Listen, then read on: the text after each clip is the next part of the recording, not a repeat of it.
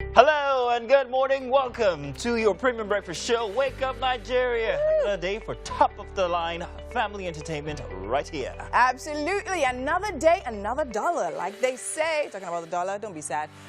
But hey, over here, we're still in a celebratory mood. Yes, indeed. Even if Mazino took out the balloons. So good morning to you. It's a great pleasure to be here and welcome you to another Artsy Thursday. Well, we had 3 days of celebrations with the balloons here. They're taking up the space. Not doing the news with balloons in there, so I had to take them off. And let's not talk about the dollar, but we'll have to. But in any case, thank you very much for making it another, well, hey, prerequisites to your beginning of every single morning here as you get geared for a Thursday. We are the ones, the faces that you meet every single day when you wake up. Your friendly neighborhood Wake Up Nigeria hosts. Friendly, you guys want the friendly ghost. That's correct. We appreciate the fact that you guys have rocked with us through the thick and the thin in every weather. We do not take that for granted. We don't. And the man in black and also Ankara, Mr. Mike Mexicano. Yeah, man, what's good? What's good? It's Thursday. You've not seen Thor yet, right, Mazino? No, I haven't. Remember? You know, Daddy, you've seen it. I have. I don't like to see stuff at the cinemas, so I wait until I can get it. Nobody say, don't say that in public. No, that's why I haven't seen it. It's illegal. Yeah? So, Okay, Mike, so of course, it was about not yet cinema because it was Thursday, and I normally make a reference to Thor, so it came into my mind. But hey, come on, we'll talk about that later on. We'll find a way to say it. But hey, come on, it's great to be on the show today. My name is Mike Mexicano. Let's get it going. Indeed. Now we have a whole 1 hour, 45 minutes to spend with you guys, boys and girls, men and women. My name is Mazino Appeal. And I am Winfrey Agbelishe. Stream the show live now at tvcentertainment.tv and on Facebook at TVC Connect. You can also catch us on GOTV channel 27 and UHF channel 49. Yeah, the TVC app remains available for you guys to download both on Android and iOS, and I've got something to say about phone services and all of that. Maybe you're better off without them. No, honestly, maybe you don't need your phone. Maybe just take it easy. Mazino, take it easy. Breathe, breathe, breathe. You got this. Let's tell them what's coming up. And of course, we begin today with Book Chat. And today we have an interesting piece titled Your Book Will Sell by Emeka Nobis, an author who resigned from his job to focus on helping individuals who have a message to share with humanity. But of course, don't be doubtful. Just wait for that interview. It's very insightful. Nice. That last line, though. Very proud. Indeed. Tell you guys what. Something very interesting is happening to me, and I think that everybody can, share. I can share it with everybody, and everybody has something. I've gone incommunicado for the past day and a half. This is offline, totally offline, and I want to say that there is a certain peace of mind that comes with it. I don't know if you agree, but I think once in a while, maybe it's impossible to do without your phones or anything, but I've got no phones with me or anything. I am very particular about the kind of information I'm getting or putting out there, and it's wholesome. You may disagree, it's okay. So this is what, a detox of some sort? Tech detox? Yeah. Right? But you know, everything is linked to tech now. Your banking, transportation. I know. With the cabs and things like that. I know. Also security, if God forbid you need to reach someone. I agree. So how are you going to handle that? We'll get to that bridge. Staying off it, man, is good. It's cool. Like, not be every time. That's why it's emergency. It doesn't happen every time. Yeah, true. True. It won't. Yeah. So Winfrey, how long can you last without your device? Wow. Right now. Wow. Yeah, let's get the weather. We'll Totally different program. Welcome now. Let's do the news for a Thursday here. My name is Mazino Appeal. Now, we continue to monitor security developments in Nigeria while focusing on Abuja, where the federal government says it is aware of the current security situation in the country, claiming that security agencies are working hard to tackle the emerging threats by terrorists to lives and property across the country. Now, this response is coming hours after opposition senators threatened to commence an impeachment process against President Muhammadu Buhari if he fails to tackle the worsening insecurity in the country. Now, the Ministers of Information and Culture, Lai Mohammed, is describing it as laughable and mere propaganda statements made by terrorists in a viral video to kidnap President Muhammadu Buhari. He said security agencies have already put the situation under control and assured citizens that the federal government will not take the security of lives and property for granted. I want to assure you that Mr. President is aware of all this. And I'm told, as a matter of fact, I think tomorrow there's going to be another Security Council meeting. So it's not a matter the President is taking lightly. And like I've always said, some of the measures we are going to take are not measures that you can discuss, openly here. But we're as concerned as you are. We're not going to abandon our responsibility. As to those who have issued threats to Mr. President, I think it's more propaganda than anything. It's laughable. On the NLC mega rally, let's let you know that yesterday marks the second day of the protest embarked upon by the Nigeria Labour Congress, demanding an end to the prolonged strike by university workers. In Abuja, a mega rally was held where the NLC dismissed insinuations that the gathering was to discredit the ruling government to Labour Party's advantage, but claimed that the aim was to support the protracted strike embarked upon by the Academic Staff Union of Universities, which has lasted for more than 5 months now. And that's it for the news, but we still have sports. So Mr. Mike Miskeno is excited to be back on it. Good morning once again, and you're still watching Wake Up Nigeria. It's time for some headlines, and I'll be starting today with the Punch. And for the major headlines here, we have ISWAP. Fear spreads. Presidency, senators clash over impeachment threats. We have that on page 2. Abuja, Nasarawa schools shut.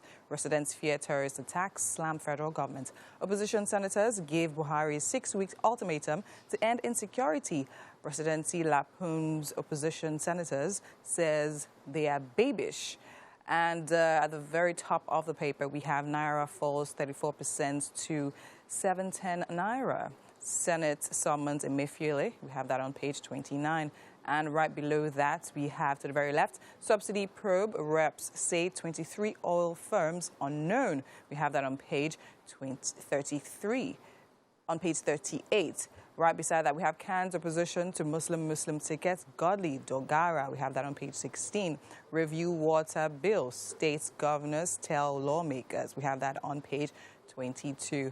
Moving now quickly to below the photos we have there. We have ASU strike. Labour continues protest, slams politicians again. We have that on page 22. Studying in distress. Sad tales of Ogun's forgotten school children. We have that on page 3. To the very right, we have Lagos woman with stillbirth steals Oyo benefactor's baby. We have that on page 4.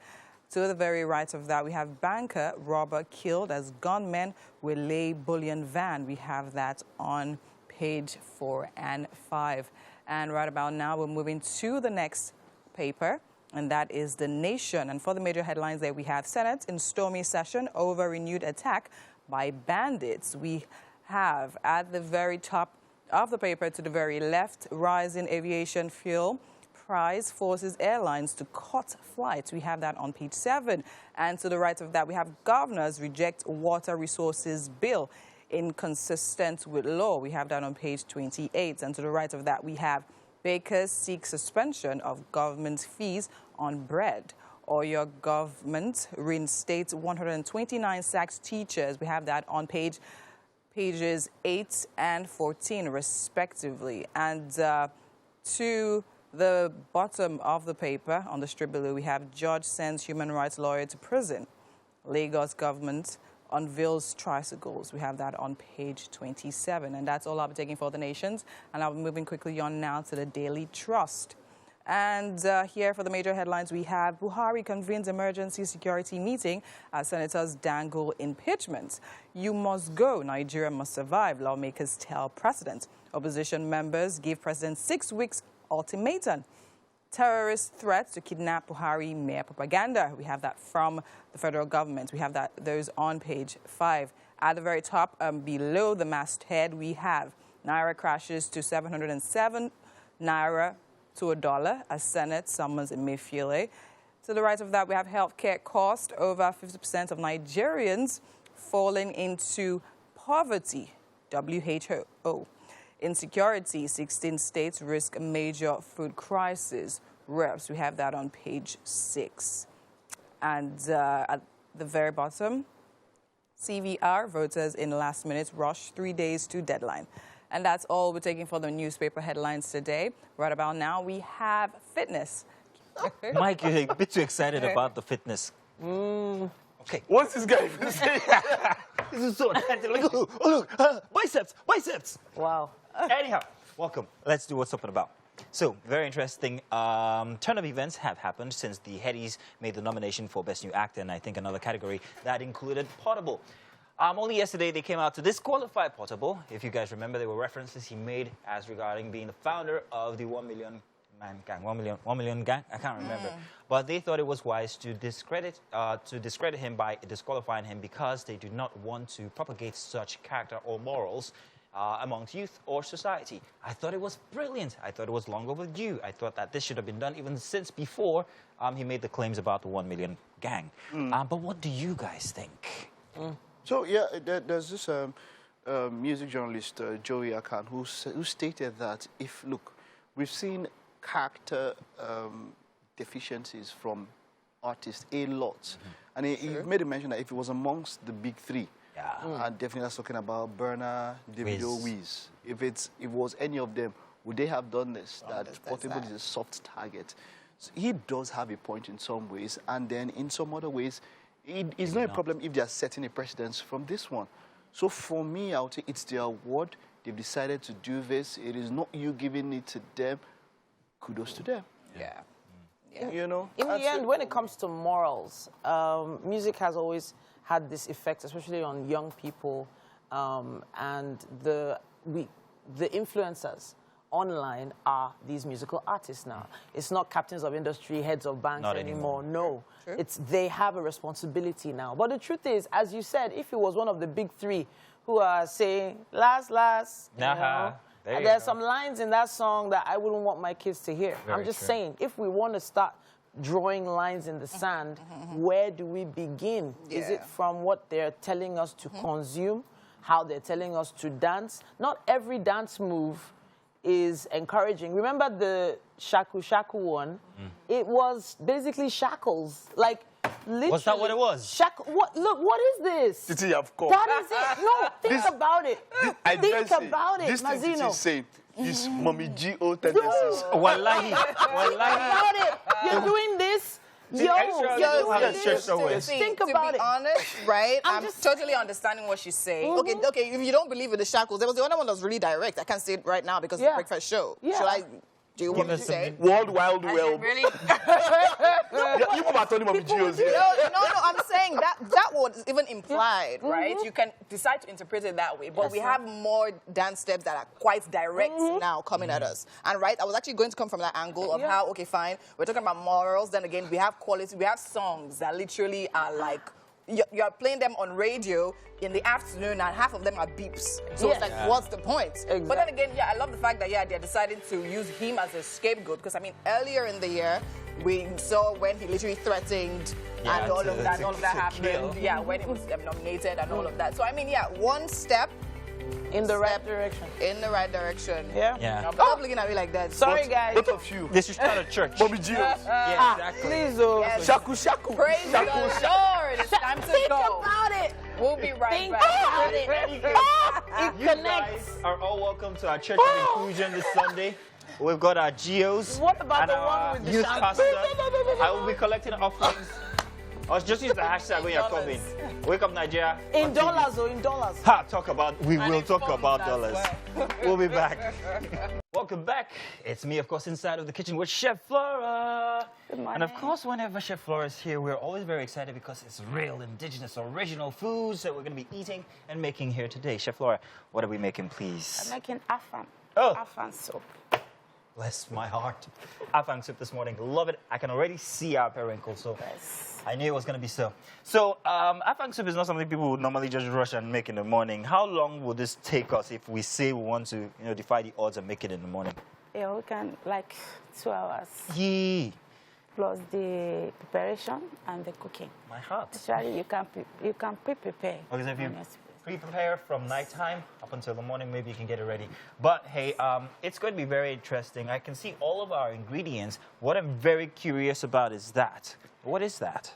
This is my pepper mix. I have the Scotch bell pepper, with fresh Cameroon pepper with onions. Oh, okay. Yes. So I just choose to use that. And then I have my palm oil, I have crayfish, Nice. the stockfish, the dry fish, the water leaf. Water leaf. Then we have the afang or This is the okazi. afang, it's okazi. Yes. Okay, there it is. Okazi. This one is already sliced, blended out with crayfish. Oh, Then I have my fresh beef, Okay. the pommon, the periwinkles. What about these? Then these are the real afang Afang, leaf okay. or okazi leaf. Okay, so that's it. That's So, it. There. yes. Oh, nice. So So Chef Flora actually brought us samples of what it looks like before it is actually blended or diced Yes, or in that form. sliced. So this is it here, and So this this is the is sliced one. the sliced one. Okay, good. Yes, It's a bit the dry. sliced This. Yes.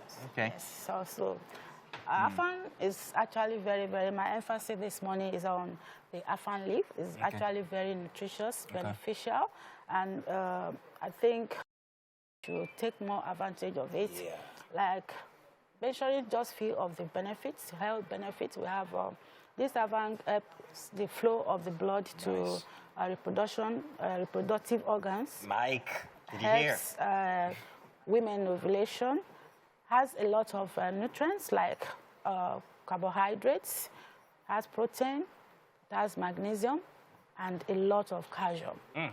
So Chef folic Flora with the acid. schooling here this morning. It's Yeah. really very Beneficial, yeah? and it's available, affordable. Yeah. We should just Okay, so for this lot of ingredients, how many people can we feed with this afang soup? And is it you eat it with swallow, yeah? Of course. Yeah, swallow. you can't.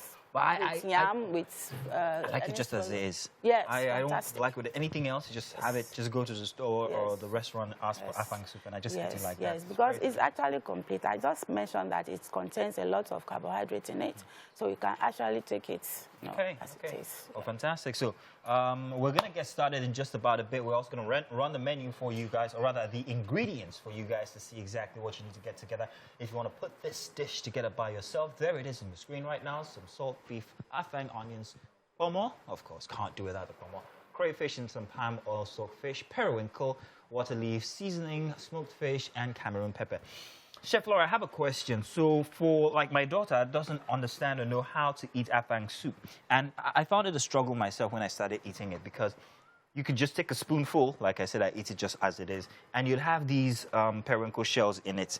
And it's very disturbing when you have to now start and then sucking it out. In fact, she can't suck it out. So is there an alternative if I do not want to have the shells inside of my soup?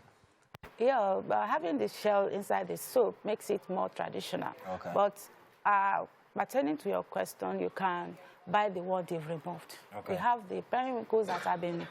So it doesn't change the taste in any way? No, it doesn't change the taste. Okay, anyway. It's still the fantastic, same. fantastic. So there you have it, everybody. You can do that if you want to have the deshelled ones already, or if you want to perhaps maybe be very traditional and have it just like it is. So it's going to be great. We're going to get started in just about a bit. You can see all our ingredients, fantastic already. Stuff that you can get from your local store, or maybe just the open store down the road. Everything readily available, and it's going to take us, well, now that everything is prepared, how long will it take us? That's 30, 40 30 or 40 minutes, and then we'll be done, and you guys can see everything. We'll give you a step-by-step of how it's going to start. The Chef Flora is going to already begin now, so you guys just stick around. We'll let you know when we come back inside the kitchen how far we've gone. But let's go over to Winfrey. What's happening there on the couch? Yes, of course, definitely. There definitely is a lot happening here on the couch. One of my absolutely favorite times is honestly reviewing books. And of course, you know, it's a Thursday. And today we have this very interesting piece, Your Book Will Sell, right? And this is by Emeka Nobis, an author who resigned from his job to focus on helping individuals who have a message to share with humanity. But are you scared, doubtful, and confused to be exceptional? Don't be. Good morning, Mr. Emeka. How are you doing? Good morning. Welcome to Wake Up Nigeria. Okay, so now this is a very good book. I will say that myself. And but before we get into what we have here, now tell me, what was it that was so pressing? Why did you feel the need to literally quit your day job and then pursue helping people put their messages out there? Why? Well, it happened to me when I got the job. That was as far back as 2006 when I got the job, and I don't know, sometimes I tell people maybe it was spiritual because I was sent by the company to go train in Italy. Okay. And it was while I was there that I just started hearing this voice telling me, is this all that you have to do with your life? Okay. Is this what you have to do? Okay. You know, so the voice kept on coming, you know, it was persistent, you know. So I started, after a while, I just started giving heed to the voice. And then when I was done training, I came back to Nigeria, but the voice kept on, you know. And one day I just heard it, you know, in my ears. I was like, you have hands to write and you've got a voice to speak, use them. So I give myself time. I give myself time to plan. I give myself 10 years. Wow. So between 2006 to 2016, I was working for the company at the same time, planning my exit. So, Oh, nice. yeah, 2016, I fully resigned, and then I've been on my own ever since then. Wow. Set up my own consulting firm, Yeah. and For writers? yeah, And- no, not necessarily for writers. I Okay. consult for small businesses. Writing for me is a tool of expression. So if you've got knowledge, you've got experiences, you've got your stories, you've got your expertise, it's things you've mastered, Yeah. you can put them in form of a book and release them out there to the world because someone is looking towards having some form of emancipation, some form of transformation Yeah. by looking at your story. And every one of us, we have our own unique stories and perspectives to life. So we are all a summation of conversations. I have conversation with you, add it to my life. I have conversation with someone else, add that to my life. So I'm getting better as a result of conversations. And books are like, you know, having conversations true. with mind of someone else. Someone else, you very know, true. tapping into someone else's intelligence and thoughts to be able to better your own journey. So Amazing story, absolutely amazing story. Now, going through this book, as I told you before we came on live, it's actually very insightful, right? It opens my mind to see a lot of things. I mean, if anyone literally desires to write a book and put it out there, you definitely need to go through this because you actually went through like almost everything, if not everything we need to know. So now, this particular one caught my eye, right? Chapter 1. okay. 5 heartbreaks and why of books. Please. We are writing book. Why are we talking about heartbreak? Books also serve back. Please, can you explain to us? Oh, well, there's something about me. I like to write stories a lot because I find out that stories hook people. Yes, more. So when I start out with stories, people tend to pay attention. Yes. So I wrote that, the heartbreaks I had while I was in university, to be able to hold people's attention. Secondly, to also say that if you've got that story, you can put it out there. Yeah. So you're writing a book because there's a why. Why are you writing a book? Is it for you to change people's mindsets? Is it for you to cause transformation? Is it for you to attack ideologies? Is it for you to put out your story out there? Is it for you to make money? Yeah. Right. So there are reasons for you writing a book. Writing a book. So what exactly are the heartbreaks, if I may ask? Well, the heartbreaks were just, as I told you, they are just stories. Just so I just stories. want people to read the story. Okay, and then right? connect it and then with connect the it book. with why they are writing the Why book. So I they- could have written a book on heartbreaks, right?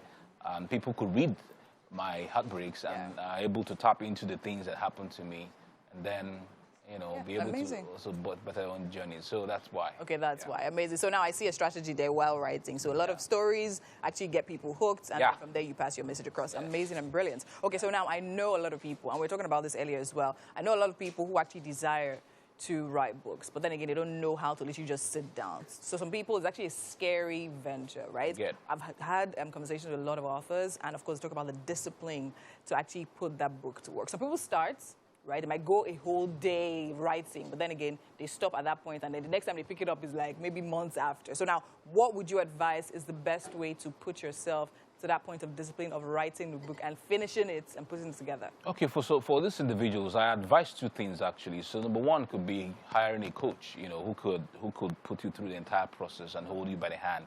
And you guys have deadlines because now you see, for me, I don't need anybody coaching me. I don't need anybody holding my hands because for me, it's something I do easily. I do it every day. Yeah. So for these individuals, it's okay. Hire a coach, you know, who can give you deadlines, and you guys work on deadlines. Is on your neck, breathing down your neck, so that you guys can achieve it within a set period of time. Okay. But then, you know, hiring a coach can be expensive actually for some individuals, relatively. Do you actually So, take up the services? yeah, I do. Oh, so how much? I Is do. it expensive? Well, we are looking at sometimes 500,000 and above. Oh, Jesus. All right, depending on the stage where the person is I'm actually. not writing about Nigeria. Some individuals they are at different stages. Some individuals must have, maybe they've written something, they need some refinement.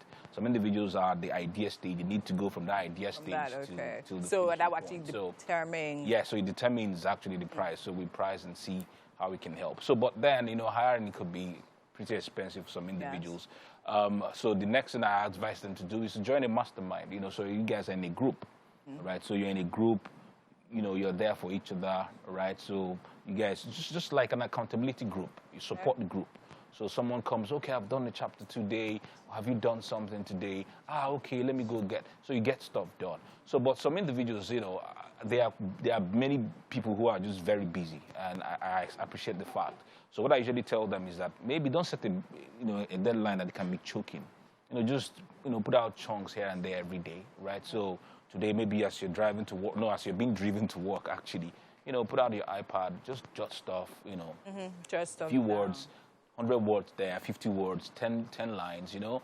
Then maybe by the time you get back home, right, put something down on your iPad, right, or your laptop, whichever you're using, or even if you can write, it's all okay. So put those words down. You find out that within, say, 90 days or even 180 days, as the case may be, you must have done maybe 10,000 words or 20,000 words. Yeah. Usually I tell individuals a good book, you know, between 15,000 to 20,000 words, you know. Wow. 10,000 can also have a book of less than 10,000. Less than 10,000, yeah, so, amazing. Okay, so now I'm going to do this in summary, right? Okay. And I'd like to ask this question. I love the fact that reading this book, you can see how, I see how you've put into consideration the fact that we're in the social media age right now. Yeah. We're in the internet age, and you talk about how you should milk your social media, milk your platform, milk your audience. So now let's talk a little bit about that. Yeah. What are the various ways we can actually do that? But like very briefly. Yeah, it's content creation basically. Yeah. Because I tell individuals now, you know, social media is your own TV, right? Yeah, you guys got this beautiful thing here, but the social media is like our TV where we expose ourselves on a daily basis, and nobody tells you the time you should turn it on. So it's there at your disposal. You can post as many times. I do like close to 15 pieces of content every day. Oh, okay. 10 pieces of content every. So I'm putting out stuff. Out there. Yeah, 10, 15 every day, consistently. Okay. And I've been doing this since 2010. So every day I'm increasing my followership.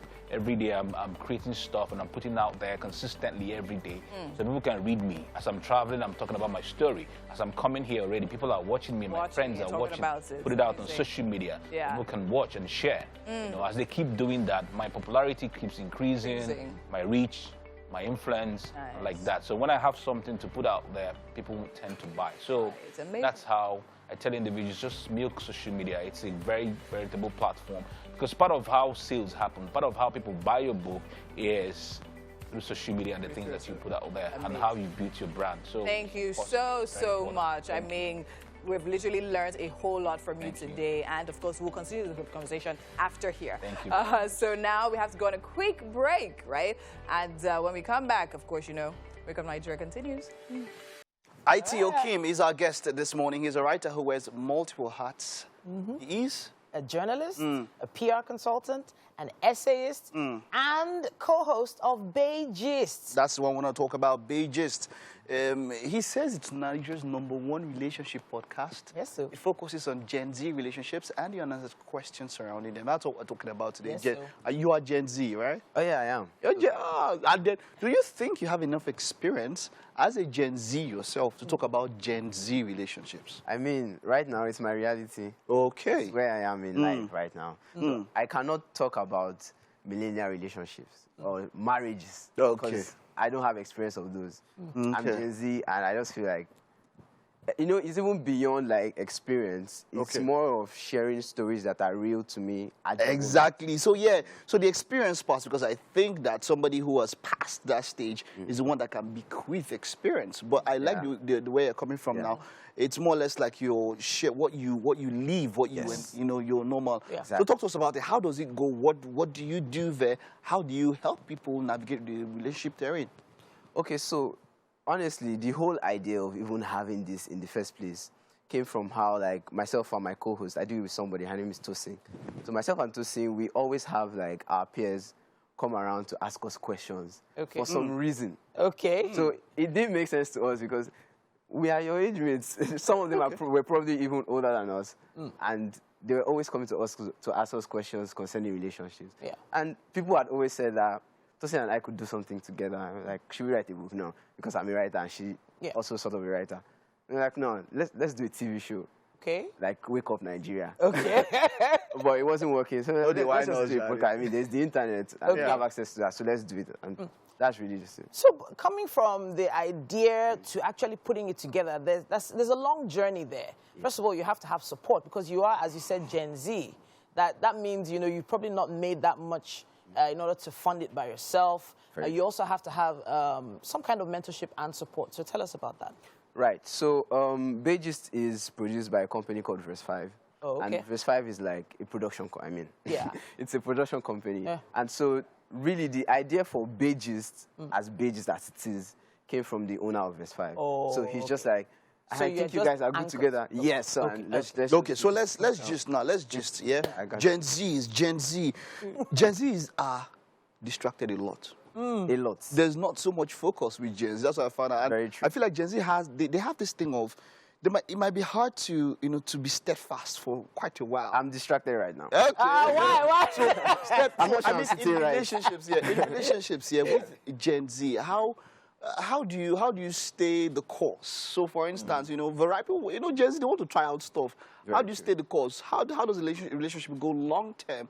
How do you focus when it comes to relationships as a Gen Z? So it's different as Gen Z because, I mean, for older generations, relationships are probably something that they have the idea of getting married to their partner. Yeah. But it's different now because nowadays you don't get to see lots of people who have that mindset going into relationships. They just want to have a good time. Okay. It's like experiment.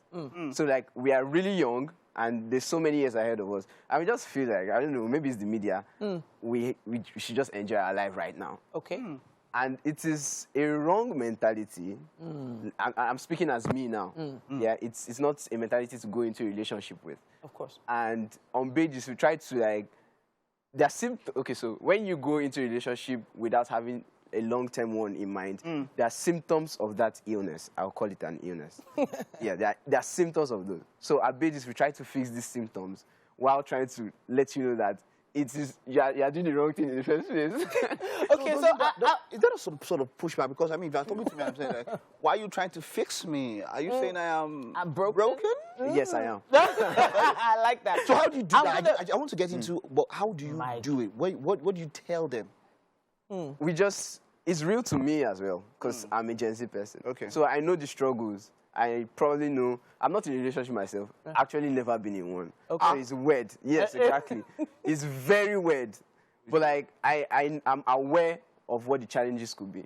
And so myself and my co-host, we just try to fix those challenges for you.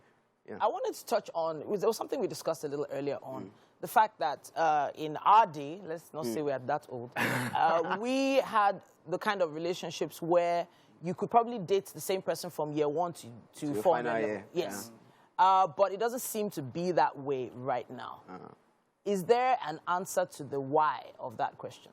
Oh, yes, definitely. And I would say the media, all sort of media. So I'm talking social media, mass media, all of it. Okay. I don't know, over the years, and maybe especially in Nigeria, I'm not sure.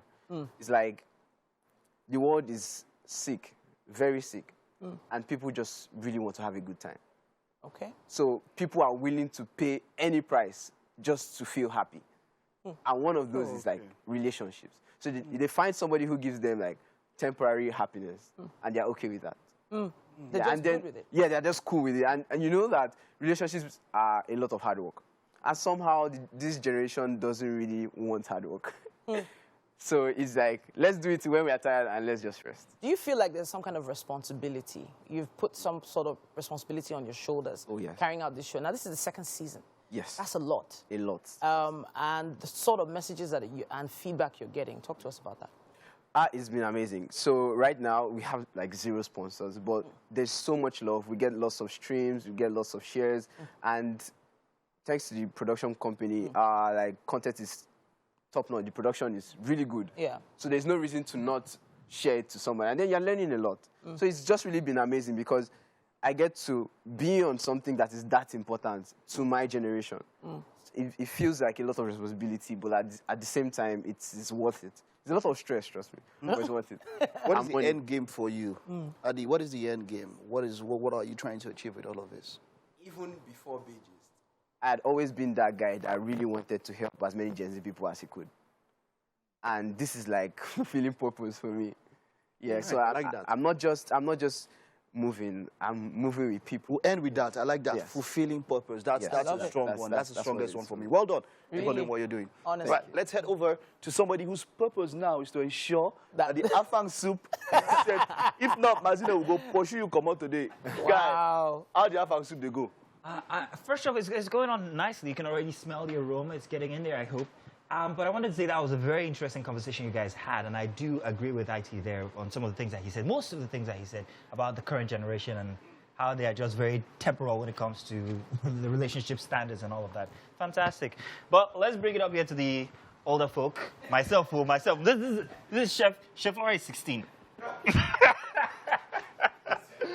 All right, so we're doing afang soup, and we're well on our way. Today we're having it with some rice, and our rice is Chef Laura, our rice is already kind of like done. We only put it on there 15 minutes ago. But what do we have in here? Now, do that thing where the whole steam, like, wow. So what do we have in there now? So we have our beef, the periwinkle, stockfish, we have pomo, and that's all we have. Okay, so we're just boiling it. We're just boiling it. Have we put any seasoning inside? No No seasoning yet, just the pomo, the periwinkle, the stockfish, and the dried fish. Yes. So we're going to boil that on, and everything else is going to enter inside there. Yes, we're ready to add. Okay, Yes. all right. So it's coming on very nicely. In case you're just joining us, it's afang soup for this morning. It might take you 2 hours, but if you prepare it from beforehand, maybe the day before, it'll only take you about 45 minutes to put together. Today we're having it with rice. We're going to tell you guys what the menu is, or rather the ingredients. Why do I keep saying menu? Well, the ingredients are in just a bit. But Chef Laura is already going ahead to put our pepper, bell peppers, mixture of bell peppers, onions, some, what else in there? Yeah, Cameroon pepper. Cameroon fresh. pepper, and the crayfish has gone in. Yes. Crayfish makes everything taste fantastic. There the ingredients are for your perusal. Yeah, man, I can already hear the shells inside of the pot going clankety clank. So it's already coming together fantastically. If you're just joining, we also talked about the fact that you can actually substitute the shelled periwinkle for the unshelled one. For me, that will be it because my daughter doesn't like it with the shell. So maybe I'm going to ask my wife to do it. So maybe today, maybe this weekend, perhaps. So that's going to come together nicely, and then eventually we'll add everything else. We haven't yet put our utazi, which is the main thing The yet. vegetables goes in. They go in last, so they're still fresh in there. Water leaf here. I did not know that we actually add water leaf in preparation of afang. That's because the fiber of this vegetable is of afang is very hard, tough. Oh, okay. So you need to tenderize it with the water leaf. Oof. Man, Chef Flora comes with the science each time, man. She doesn't just do the cooking, she also does the teaching and tells you exactly why everything complements the other thing. So that's fantastic. Are we going to still use that, or that's... No, that's okay. That's Depends. okay. You can use as much pepper, depends on your Yeah, I like it very spicy, actually. Our oil is also still untouched as yet. Yes. That goes in with the vegetable, lastly. Yes. We don't bleach it or anything. No. Has to be still fresh. Well, there you have it, guys. We're still putting it together. You guys are going to love it when it's done. Unfortunately, you might not be able to taste it, but we'll give you the step-by-step on YouTube after the show's done, so you guys can follow through those steps and maybe make your own for this weekend and tell us what it tastes like. Follow our steps. Make sure you do so, all right? Now, it's the end of the first hour. We've still got another hour coming up, 45 minutes, and we'll let you guys know what's coming up then. Do stay tuned. This is Wake Up Nigeria. For this week, our magic number is 5. And of course, if you're a fan of this show, you should know why. Why now?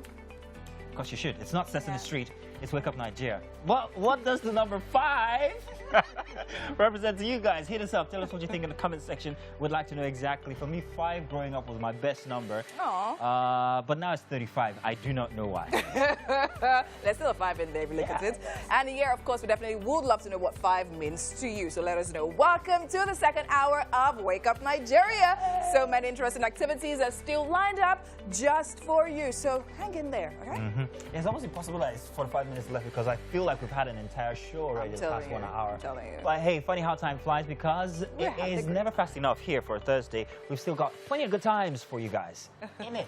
Yeah, definitely is. My name is Winfrey Agbeleshe. And of course, my name is Mazino Appeal. Do remember now, you want to stream the show live at tvcentertainment.tv and on Facebook as well right this minute. You can also catch us on GOTV channel 27 and UHF channel 49. Of course, we have the TVC app, which remains available to you for download on both the Android and iOS stores. So make sure you catch up on all our old episodes on YouTube at tvcentertainment.tv. All right, now, so we still have some very, very interesting segments for you guys.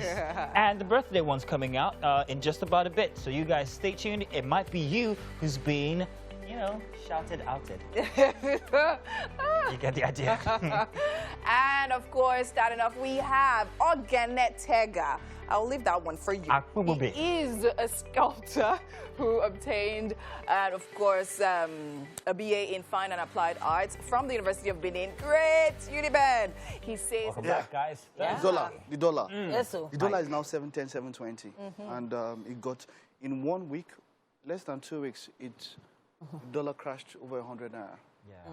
That's the fastest it's ever It's the fastest. And a lot of it happened the moment when the news came out that our national debt is much more than what we have. So we are in a deficit in that manner. So we are paying for our debts much more than what we are making. And then it just happened, and boy,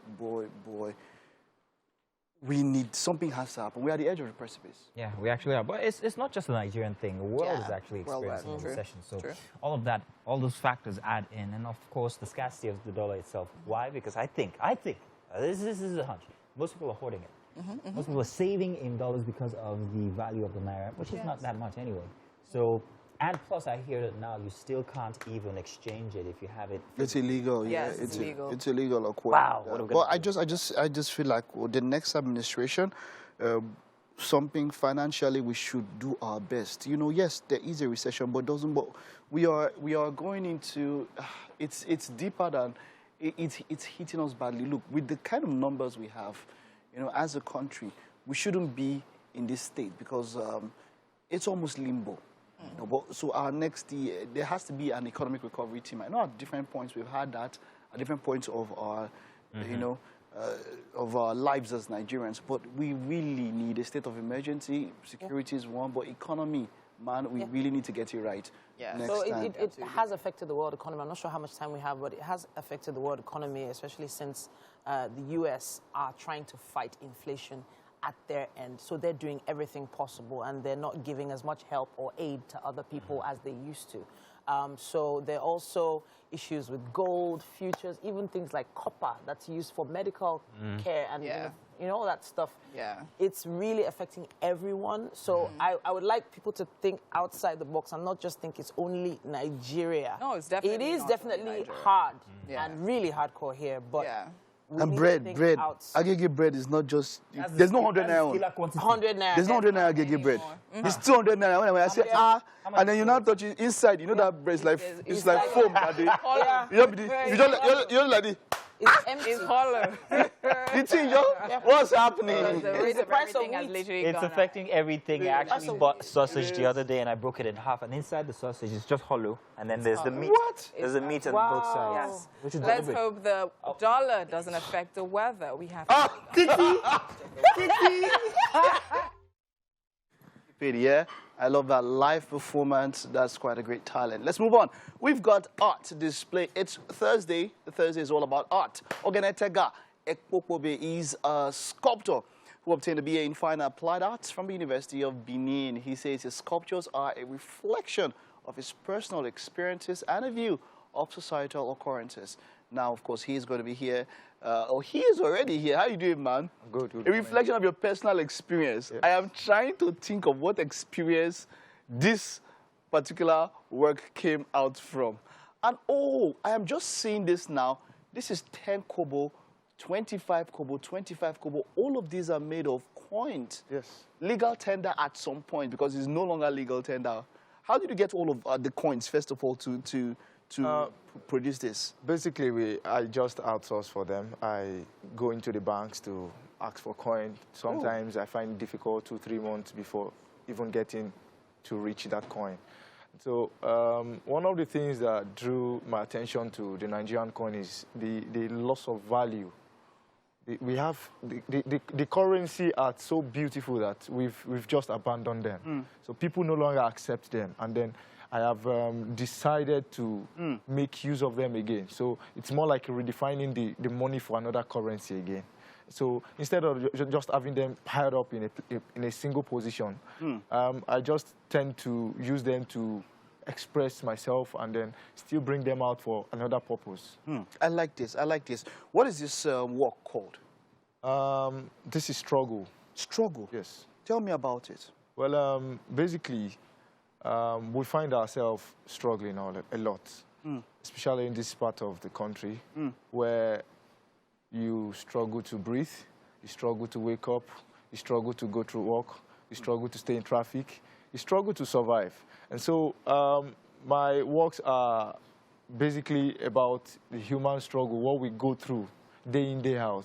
So I tend to express myself because basically art is about self-expression. And so you get to see these things every day. And so these are things that we go through with fear, but we don't even know. So basically my works are just reconnecting the human ideology and then what we might probably go through day in, day out. So that is what comes together to bring all of this. How long does it take? Or how long did it take you to put this particular piece of art together? I won't give you a time frame because it depends on my mood. Okay. Sometimes I might start a piece and probably just get tired. And you have to get to think again and then probably go back to it. So if I'm in a good mood, 2-3 days, sometimes one week, sometimes 1 month, depending on my mood. You had to weld. There was welding involved in this and all of that. What are the hazards of this? How does one ensure that you do this in a safe environment or in a safe manner? Well, coming to that, sculpture isn't something you can do in the comfort of your room or your living room. I am an intern under a studio, Universal Studios of Art, National Theatre, Igomu, Lagos. We have a group of 33 professional artists. Wonderful. Sculptors, painters, wood carvers, and then we have about 100 IT students from different schools all over the country. Wonderful. So we are a group of artists, and then we have enough space that can contain everyone. So you get to have your own studio space where you can take charge of your... This is part of the space. I see someone here with the headgear, the Roman headgear, different. So, wow, now this is quite something. This is quite something. Okay, so now this other one now, if it puts you, do you have to do the welding or do you direct someone to do it or you do every single part of this? I do my weld myself, yes. Wonderful, wonderful. I like this. The struggle. You need the struggle, right? Okay, let's talk about this one. This one here that we can see here. This, what is it abstract? Can I say it's abstract? Yes, that's it's abstract. Yes. An abstract art. Yeah. What are you trying to depict with this one? I wish I could take a closer look now. What is that art? What are you basically, I play with forms because right from my years of schooling, my friends call me lines and curves. Lines and curves? Yes, because I like to play lines and curves. So basically when I carve wood, I basically carve abstract faces because it gives me the joy to go through the flow of the round forms or the straight lines. So I just tend to represent my ideas in lines and forms when it comes to wood carving. What wood is this carved from? I would love to. Let me hold it. Let me take a look at it so that people can get to see it better. What wood is this carved from? This is upper wood. Upper wood. Yes. It's heavy. Yes. Wow. How? I mean, it must be hard to carve something because of the weight. I'm thinking that it must be hard to carve. It's hard work to carve this. This took me just 3 hours. Just 3 hours. Then you must have used some automated kind of. No, equipment. manual. Manually. I carve manually. But you do have automated equipment that one can use if you want to. If you want to, yes. All right, wonderful. So this is called, what is this called? I'm yet to tell you. Yet to. It's just... I understand that. I understand that. But wow, this looks like something that 100 years from now, some people might want to put somewhere in a museum or something. It's remarkable. I love this. But you, we just round up. You talking about you as an artist and all of that. Where did this all start for you? Where did the love for this start, and how did you, push up until this point? Well, I was born creative. Started from my childhood. I was glued to my sketch pad instead of my books. I never liked reading.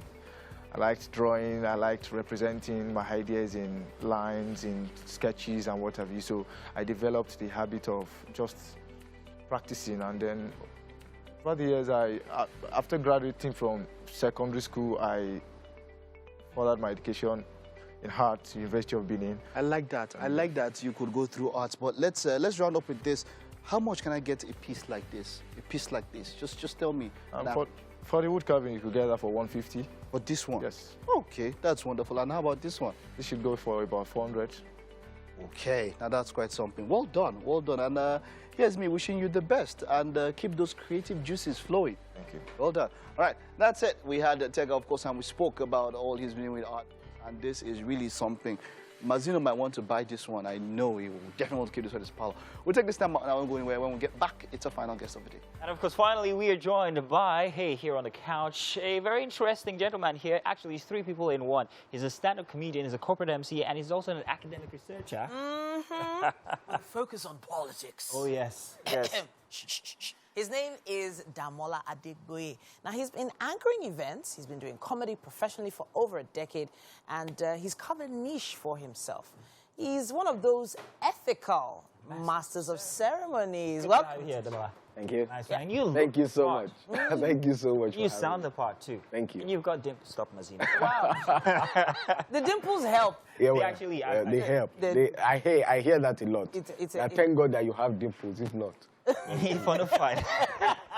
Well, Grant, I love what you do. In fact, I think everybody here who's a host has actually brushed. We are kind of like MCs. Yeah. We can't be called to do the same at any point in time. But you've taken it as your lot in life. That's But you're also a comedian. Yes. I've always said something to people who, when they call me up, hey, can you MC this event? We need a host. And I'm like, what do you want? A comedian or an MC? Question. So you're both. Yes, I'm asking where the line can be drawn and whether people note this, that a comedian is different from an MC, and whether with you they are getting two for the price of one. Two for the price of one. Yeah. Where do you draw that line? Well, basically, it depends on the brief that you have. You know, I say this all the time that I'm a corporate compere. I can be a compere effectively without doing jokes all the way, and I can be a comedian without being a compere, and I can combine both. It depends on what you really want. But, you know, my capacity to be a comedian is, something natural. It's something that, is inborn. I did not learn it, even though I learned how to make it better over time. It was just a raw talent. Yes, it was just a raw talent that, was worked on to become something that you can call professional. Which one pays better? It depends on who is calling you. and what the people want. But what the people want, basically. A lot of people don't know how to draw the line. Some people, because they are good comedians or because they are funny, they get carried away. And, because people are laughing, they tend to forget the fact that they are supposed to actually be anchors of the event. And so comedy is just supposed to be like cushion that yes, rises. Or a filler. A filler, Exactly. basically. A filler, basically. But then some people get carried away and they just, focus on the comedy because people are laughing. Well, I think that does not make them professional enough because, they have lost focus by virtue of the fact that people are feeling the jokes. But basically, beyond the jokes, I think one needs to understand that there are two different things, and where necessary, you can bring in humor. If not necessary, please don't. I have to touch on this word ethical. Okay. Because even the whole concept of ethics as a course of study in a university researcher, it can fall on both sides yes. depending on agendas. So where do you stand ethically speaking? And then do you have a code of conduct that you run by? Okay. Now, I thought about this word ethical, and in my latest profile, I had to reframe that word. Okay. Because I tried to look at it again, and I discovered that what is ethical to one may not be ethical to the other. But basically, when I mean ethical, I'm that comedian that will not make you feel uncomfortable. Okay. There's nothing I will say that will make you feel bad. Okay. The idea for me, comedy is to make you happy and not to generate any form of, you know, why is this guy yabbing me? Yeah. You know, so, to me, comedy is supposed to make you happy. And so I'm that comedian. If you ask of Damola anyway, you hear that guy, he will not make you uncomfortable. Yeah. He will not say anything dirty. He will not say anything abusive. So my jokes are relatable and family friendly. Nice. Remember that event we were at with the MC, the one I walked out on? Oh, goodness. Yeah, it was a very uncomfortable situation. I couldn't take... He was a bully at the end of the day. He was bullying everybody. Every single person. Look at that one. I'm like, oh, goodness. This if one... you tried that on me, I would have been like, you know what? I actually think down the line, a lot of people started turning to bullying. Yeah, as content. As content, for their exactly. material. Well, you know, different people with different things that work for them, and also their background and orientation. You know, there are some people that it's because of the environment that they operate within all the time. Yeah. You know, there are some people that they host some shows where they host it almost every week, where the only content they have is just to, you know, throw jabs at people. And so when they find themselves on other stages, they assume that that is the same environment and they just, you know, explore that option. But, you know, I think one needs to master the craft of this job for those that do it, to understand the fact that different environments and different ways and different contexts around which you should build your materials. A lot of people, you know, find it comfortable just making jest of people, which, yeah, it can be funny. It's got it's actually funny. Yes, you know. Corporate event. Yeah. I might maybe one jab or two if it's comfortable enough, but not ride it through the entire story. Yeah. And there's another thing. First off, you talk about mastering a craft, and I'm wondering whether someone who has no experience. Let's take Best Man first. Where's Best Man? Best Man is a very likable character here. Yeah. And he has one very unique factor. I'm not going to say it because Best Man doesn't want me to tell it. That's the bullying thing. Don't bully him. But that's what we're talking about. Can you take someone who has none of that experience at all and perhaps maybe coach them into being a great compare? Oh, yes. You know, when I started off as what people would call a raw talent. You know, I did not know where to draw the line. I did not know which joke was for what environment. I just had jokes in my head. And so any environment I found myself, I cracked those jokes. Nothing insultive, nothing embarrassing, but there are different jokes for different environments. Yeah. Right? So then I met a mentor, you know, and it just took me to one corporate event like that. Very, very corporate, at one hotel. Who was this mentor? Sako. Oh, yes. Sako, yeah. Yes. Nice. So I met him, and then he just took me and just gave me the mic randomly. And I was like, okay. What to do? And then I just started doing these jokes, and they were funny. I did like 2 or 3. And then after the performance, he called me aside and said, you see this particular one, this last one that you did, is funny. But you don't do it in this type of environment. And so that stuck. And then, over the years, he shaped that talent to become refined. Fantastic. And so basically, what I also do is that over the years that I've been doing this, a number of people have come to me that, Damola, please, I want you to put me through. And so I listen to them, and I try to guide them. If they choose to listen, fine. And, you know, and I've seen some very good results. I like a beautiful. Best Man's very handsome, so he's going to make it on stage. Best Man, please report to Damola after the show. He's gonna be fantastic. I think you got it. I know you've got it, Best Man. I've told you this a million times. I think this is your chance now. Take it from me. So I'm about to say something very cheesy. Okay, so we're going to stand up now, and we're going to go to... No, tell you what we'll do. We are going to do that, but while we're doing that, let's check out one of his performances, the concluding part of his performance we started showing. All right, no problem. And then we'll move over to the kitchen. Okay. All right, then. All right. Before you know it, the guy will bring out 4-figure table. Wow. And you are seeing number 1. Before you know it, the guy will ask for graph book. Before you know it, he will ask for extra sheet. After that, ladies and gentlemen, after they now say, exchange your book. Oh, now exchange. You don't need to exchange because you know what you got. You just see everybody stand up. 5-5, sit down. 4/5, sit down. 3/5, come out for 12 strokes of the king. You that you got 1/2/5, just expel yourself from the school. And you know that there are different types of invigilators. In this same country, there are some invigilators that act like they don't care when you're writing exams. If you like cheat, they'll be looking at you. The only problem is when they say pens up, just submit. If you don't submit, you mark your script by yourself. There are another group of invigilators that are members of DSS. They must catch somebody. There are another set of invigilators that act as if they are sleeping. They always wear glasses with that. Everybody will be misbehaving. Just say, that boy at the back, when I catch you, I will send you away. But the last set of invigilators are the worst. They'll be going around and they'll be looking at what people are writing. Then they will stop somewhere and they will nod their head. You will just hear, read the question well. Some of you are writing nonsense. By that time, you and your self-esteem will be doing social distancing. Yes, so you cut my cheese in half. Oh, sorry, I said man. we're going to stand up because he is also a stand-up. Oh, I have to put my... Winfrey, don't learn that one. Don't you learn? I had to give it. Comedian. You're going to be you're having a show. Yeah, yes. Where's the comedy that you're highlighting on this one? Yes, What is that? 14th of August at Terra Culture VI. What's it called? You have a theme? Damola is my name. Oh, I should be there. Basically, Damola is my Fantastic. name. Nice. It's just going to be an evening of unlimited laughter. Fantastic. I'm not going to be doing comedy alone. Although I'm the headliner, I'm going to be doing Fantastic. comedy for a long time. Great. I have a number of guys that are going to be doing that with me too. Damola, this is Chef Flora, and she's put together Oh. afang soup in the most beautiful way. I mean, in fact, just the aroma alone, Oh. I can use it to eat. I can use it to eat a lot of things. I mean, look at that rice. Look at all that crayfish. Tell you what, we can't wait for you to actually go ahead and taste already. Please taste it. Father, I worship. So please go ahead, give us a feeling of it. Tell us what you think. Real quick. Oh, lefty. Yeah. You are. Yeah, yeah. It's okay. Wow. All right. What's it taste like? What do you think? Amazing.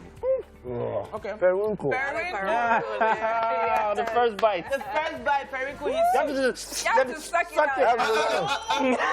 There you go. No. On TV. That's how you do it, people. Well, thank you very much. Wow, beautiful. Thank you, Obert. Thank you Amazing. for being our guest. And Thank you so much. yeah, we're gonna catch you more on your show. And thank everybody for being on the show. Thank you. See you tomorrow. Bye-bye. Bye bye, everybody.